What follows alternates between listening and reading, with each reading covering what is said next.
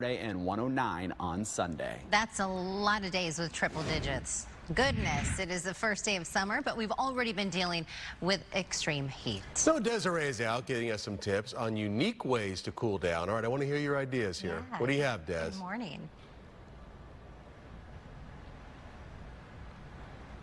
With Dr. Gerais. You're a naturopathic physician, yes. And our conversation has been so fascinating, you guys. We're talking about natural ways to prevent heat exhaustion, to help cool our bodies.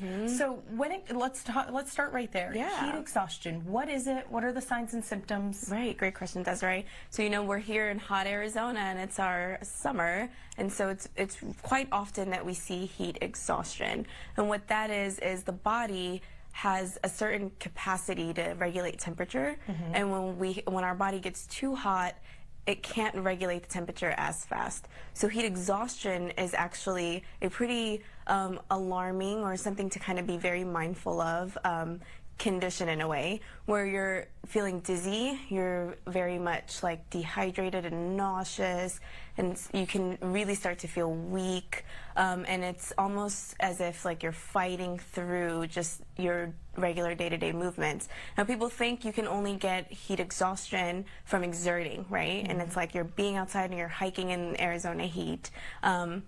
Not true? Not true. Okay. Heat exhaustion can also occur from someone that hasn't been exerting themselves, and maybe they're elderly or a little bit weaker in their system, and they need a little bit more support. Okay, so how can we try to prevent that? You have 3 products here that we're looking at. So what can we do to make sure we're properly hydrated? Yeah, so to prevent heat stroke, right, if you have heat exhaustion, you have to kind of seek medical help or medical professional to help your body hydrate. But to prevent heat exhaustion in general, you have to properly hydrate your body. Now here we have different supplements that have minerals or electrolyte minerals in there, and minerals help our body hold on to water. So if I drink a bunch of water that is depleted of its minerals, then I'm just going to completely get rid of that and pee that out. Okay, and there's a lot of different electrolyte supplements on the market, right? You guys, we see them on the shelves, a lot of different powders. Yeah. So what do we want to be looking for? What are the most important minerals? Great question. So obviously, the big scary one that everyone's scared of is sodium, but sodium is important for proper hydration.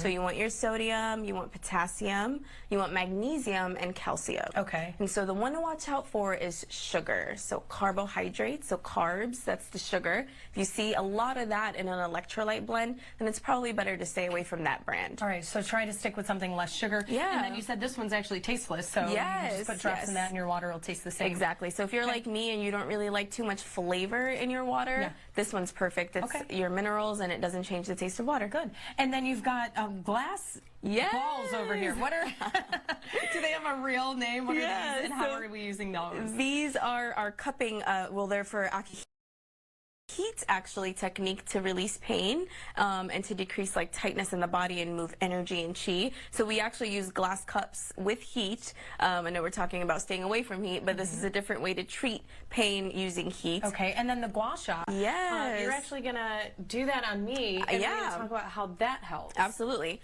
So the gua sha, again, so if you have someone that cannot tolerate the heat, or let's say it's hot Arizona, and you want to use another tool, this is an easy tool to use. It's used in traditional Chinese medicine.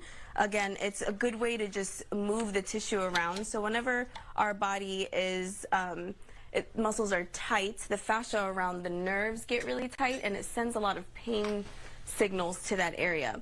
So gua sha, and I don't know if you've used it ever in your face or anything like that. I always say I'm 33. Exactly, going on 25. And I really feel like gua sha helps, absolutely. Kind of prevent the wrinkles, but it also feels good. I mean, I'm doing it for superficial reasons, well, it's moving blood, it's moving lymph, it's giving you good circulation in that area, which is probably why you're feeling really good. Okay. So what we're going to do is I'm just going to kind of have you move one side. I'm going to come behind you here. Okay. So how is this helping us in our body temperature, though? So when in traditional Chinese medicine, when there's a lot of pain, there can be heat and blood and stagnation just trapped in an area. So we want to move that around, and this is just an easy tool to just move that around. So if you can feel how this kind of moves that muscle, it's moving that energy and it's moving that heat. Okay. So this is kind of, if you've got pain, that's an indication that you have some kind of internal heat issues, and this is helping with that. Okay. Yeah, and there's another acupoint, large intestine 11, which is right here in your arm, where you can press down, and it's really good for releasing internal heat as well.